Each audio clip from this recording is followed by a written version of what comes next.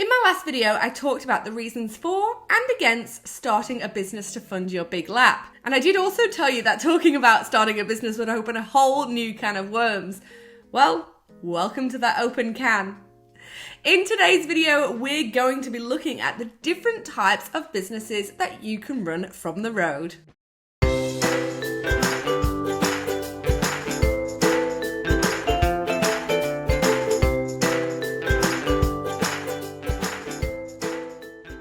Hey guys, what's up? It's Rose from Big Lap Bible, and in this video I'll be breaking down the 5 different business models that you can set up to run from the road. Now, there are literally thousands of different ways of setting up a business to fund your big lap, but this video aims to show you the sort of higher level overview, almost like an umbrella catch-all of the different types of businesses that you could run. Now, before I get there though, I'm going to be one of those people that tells you to like and subscribe. It makes me feel a little bit dirty, but it's got to be done, so thanks. All right, let's jump right into the first business, e-commerce. E-commerce is such a broad term, and if you don't know what it means, let me break it down for you. E-commerce is the term used for commercial transactions conducted electronically on the internet. Simple, right? Well, yes, but there are so many avenues to go down with e-commerce that saying that you're going to start an e-commerce business doesn't really narrow down too much of what you're actually going to be doing. So let's look at a couple of e-commerce ideas, and this is going to be a list within a list, so sorry about that. Number 1, create your own handmade products that you sell on your own website. Number 2, create your own digital products that you sell on your own website. Number 3, design a product and get that product made by a manufacturer in bulk and sell on your own website. This is often referred to as private labeling or manufacturing. Number 4, buy other people's products wholesale and sell them on your own website, which is called warehousing or wholesaling. And number 5, rebrand existing products as your own and sell them on your own website, which is called white labeling. You're starting to see a little bit of a theme here.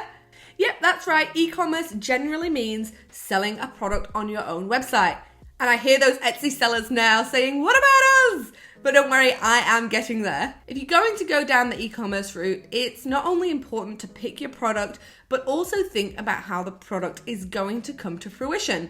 And I don't mean how it's physically going to get made. I'm more talking about making a conscious decision to think about which e-commerce business model works for you. If you're going to hand make products, you need to be mindful of the time constraints this will put on you and the impact it'll have on your big lap. If your plan is to sell a couple of products here and there, it might not be so taxing, but if your business grows, you might be in strife. Equally, if you choose one of the other methods of starting an e-commerce business, you need to consider startup capital to pay for stock. Wholesaling usually comes with the biggest startup costs, especially if you're planning on selling multiple products, but white labeling and manufacturing aren't cheap either. With minimum order quantities and then the added cost of using a third-party logistics company, because having 1,000 units of your product in your van is just not practical, the costs do add up. But that said, the startup cost shouldn't necessarily be a deterrent. You just need to be confident that you've got a good product to sell and have an audience who will buy it. And there will be another video on building an audience and that kind of thing soon, so subscribe. While you're trying to save for your big lap though, buying a whole load of stock may not be an option, and it's why a lot of people love the next business model on this list. Number 2 is dropshipping. Dropshipping is technically an e-commerce business model, but there are a lot of nuances to it, so I thought it deserved its own spot on the list. Essentially, dropshipping cuts out the need for you to hold any stock or buy any inventory in advance. When a customer buys from you, you purchase the item from your supplier, who then ships it directly to your customer. It means that you don't have to fork out money before you've actually made any money. Well, for your products at least. Dropshipping businesses generally rely heavily on advertising to bring customers through the door. Alibaba is one of the most popular places to find suppliers, but there are multiple avenues to find products and suppliers too. Just like e-commerce, dropshipping is a business model that can be broken down into 4 or so different sub-business models, and there are some unique challenges of all of them.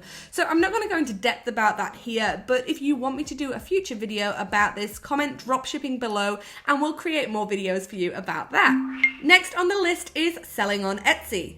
Okay, when I say selling on Etsy, I'm really using that as a broad term for using an online marketplace. If you're creative, there is a place online to sell your wares. You can create products using your graphic art on platforms like Zazzle and Redbubble. You can sell your photography on stock image sites such as iStock and Shutterstock. You can sell handmade goods on Etsy, of course, but there's also Amazon Handmade now and Artfire too. And the list of creative marketplaces really does go on. But you don't need to necessarily make what you sell to be able to sell it on an online marketplace. eBay and Facebook marketplaces, surprisingly, are great options. You could make it your mission to scour the country's charity shops and garage sales for items to sell online. And you don't just have to find that 1 in a million item either. You can make a profit from a huge number of products that people just want to get rid of. The fourth business model you could consider is a service-based one. Now, not all businesses that you run from the road need to involve you selling a product. You can also sell yourself. Okay, back up. I mean, sell your time. If you have a skill, then you can sell it.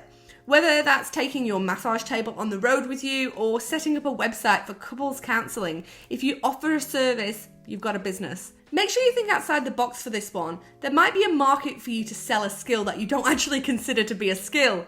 Good at organizing? Offer online organization consultations. Like cleaning cars? Set up a valeting business from your van. Or you could take your skill, create a course to help other people with that skill, and then sell it online. And if you're going to do that, you can refer to point number 1. Next up is content creation.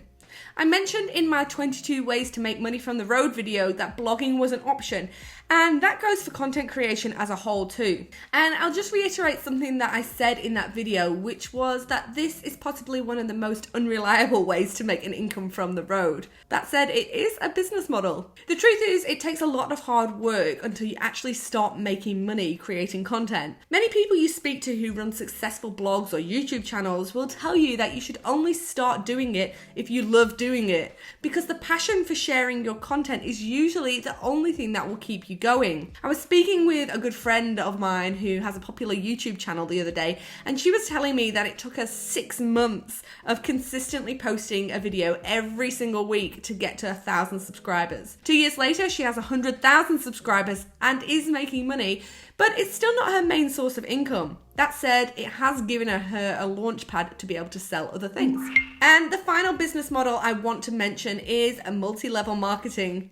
Now, I've previously said this isn't my favorite type of business because many of these companies use misleading claims to sign people up and their ethics are questionable, to say the least. But if you want to be given a pre-existing product and business model rather than coming up with your own, then it could be a good way to go. Now, depending on the company, you'll usually get a kit of products, marketing materials, sales training, and in some cases, even your own website. If you do go this way though, do your homework on the company you're going to sign up with. Now, there's a link in the description to an SBS doco about MLM companies in Australia, which I found really interesting, and you might too. Businesses come in all shapes and sizes, and understanding your options is a good first step to deciding which one will work for you. It can sometimes be a little bit of a chicken egg type scenario. You could pick your business model first and work from there, or you could have a particular idea and allow your business model to naturally evolve. Either way, it's important for your business to work well with your circumstances, skill set, and travel style. That's all from me this week. If you love this video, make sure you give it a thumbs up and watch this next video.